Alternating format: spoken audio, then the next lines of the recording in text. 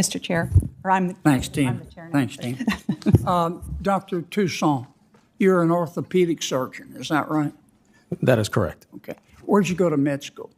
I went to medical school at NYU, sir. Okay. And you were, I think you said you were at the top of your class. Yes, sir.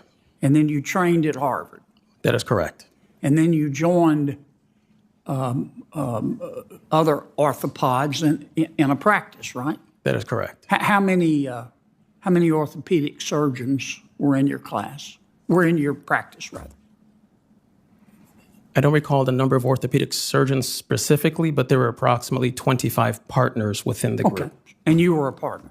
Yes, sir. Okay. And a private equity company came in and said they wanted to buy you. Is that right? That is correct. And you and your partner sold, right? That is correct. And they paid you a bunch of money, right? They paid me some money, sir. That is correct. Yeah. How much did you walk away with? I walked away with nothing. No.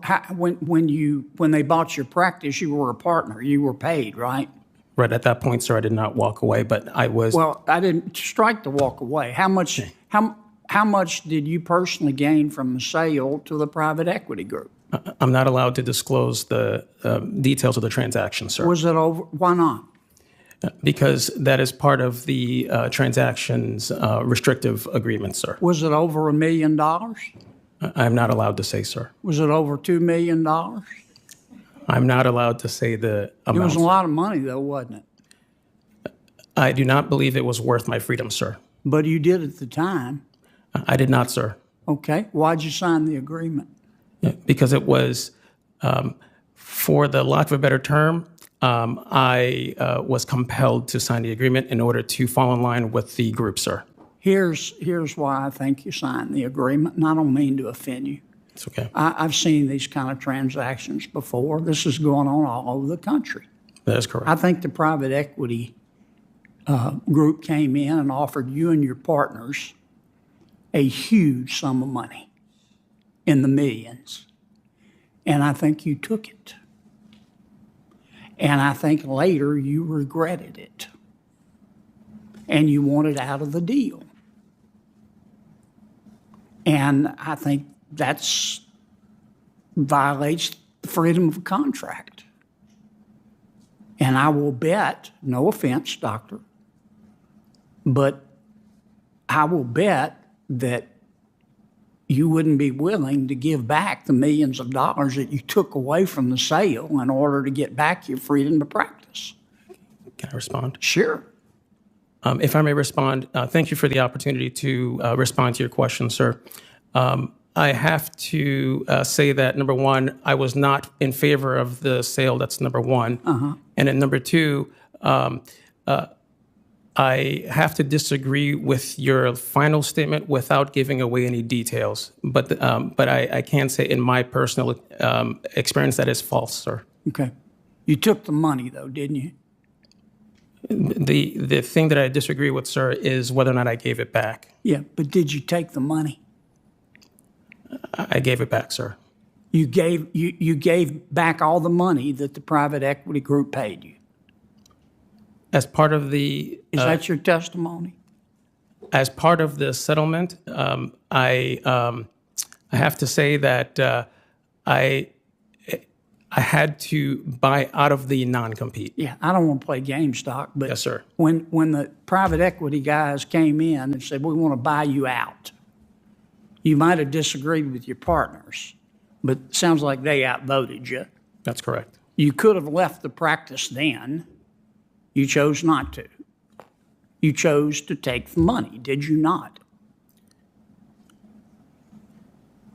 If I chose to leave the practice, sir, I would have had to leave Understand? the state. I get that.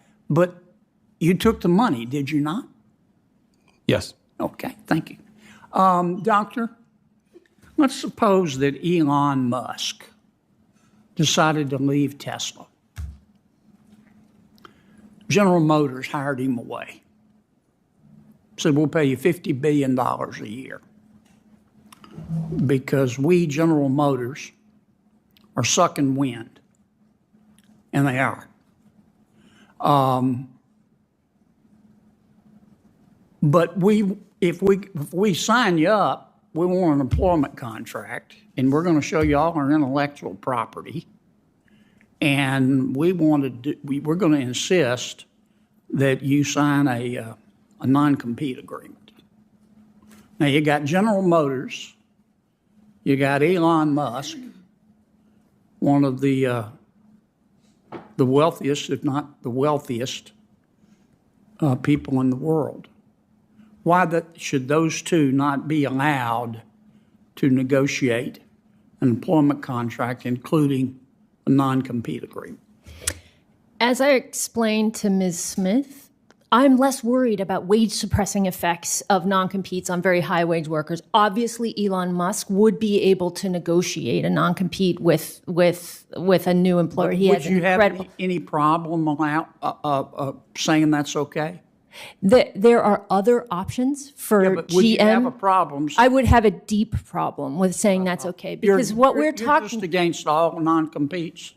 because of their effects on the economy, their effects on negative effects on workers, negative effects on consumers, and negative effects on the economy more broadly. I just don't think you're very objective. I don't think you're a very objective witness. It's been my experience that most of these issues, there are always two sides.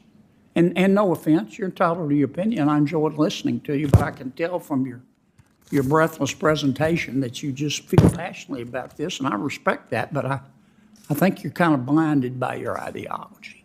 That's just my point of view. But I thank you for being here, and I went way over. Give Tina more time, because she stayed within her limits, and I went way over, and I got to go vote. All right. Mr. Director, good to see you. Same. Thanks for coming. I always enjoy your testimony. When I look for a common thread running throughout your testimony, and I look at your agency's behavior, one of the common threads I see is that, and I'm not going to ask you to comment on this, is that in your judgment, some companies in America are making too much money. Now, when you analyze their financial statements, do you not? Sure. Do you distinguish between revenue and earnings when you analyze a financial statement? Well, sure. We look at all things, and I would say that we What's don't the think of difference too much between money. revenue and earnings? Well, these are all used colloquially. Sometimes those are similar. In GAAP accounting, which is what most U.S. companies use. Don't tell me about GAAP. Just tell me your understanding of the difference between revenue and earnings. Well, I can share with you revenue and net income. So those are the two factors that when you say are on financial statements. Earnings is another word for net income. Well, earnings can be used for many different things, but in generally accepted accounting principles, net income is what all of our banks are really using. Okay. Well, revenue is before expenses, and earnings, net income, is after expenses. Is that? No, I think like when people go to work, they say, my earnings were this. I mean, that's their salary. So I think we tend to look at accounting definitions. They may say that, but when you analyze a financial statement, you look at expenses, don't you? You don't just equate revenue with earnings, do you? Totally. And I think your suggestion that we think companies are too profitable, we think about competition. I understand. What are the options people have here's in order what Here's what is confusing me. We all know, unless you were playing Frisbee in the quad during Econ 101 or Accounting 101, there's a difference between revenue and earnings. I want to ask about the way you're funded. I looked at Congress's statute. I'm looking for it here. It says, here's how you're funded. And you just won your lawsuit in the Supreme Court. Each year, beginning on the designated transfer date, in each quarter thereafter, the Board of Governors of the Federal Reserve, where you get your money, shall transfer to your agency from the combined earnings of the Federal Reserve System the amount determined by the director to be reasonably necessary to carry out the authorities of the Bureau. It says the combined earnings, not the revenue. Now, for the longest time, the Federal Reserve was earning money, but that stopped in September of 2022? Now, they are losing money. They don't have any earnings. They're no longer transferring earnings to the general fund.